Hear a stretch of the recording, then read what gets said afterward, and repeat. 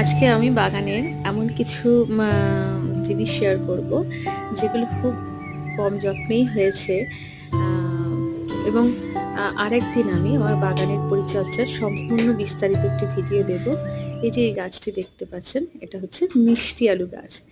এটিও কিন্তু খুব কম পরিচর্যায় লাগিয়েছিলাম এবং তা থেকে হয়েছে। এর পাতাগুলো কিন্তু বেশ মাছের ঝোলে বলুন বা চচ্চড়ি করে বলুন, খুব ভালো লাগে খেতে। হ্যাঁ, তো আমি কিছু সংগ্রহ করেছি সকাল সকাল। তারপর দেখুন কিছু বাঁধাকপি, ফুলকপি গাছ লাগিয়েছিলাম।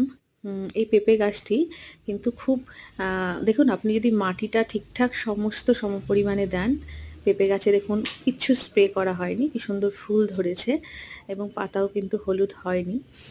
এখানে কটা মূলোর চারা লাগিয়েছি, দেখা যাক কীরকম হয়। আম, মূলোর মূলোর পাতাগুলোও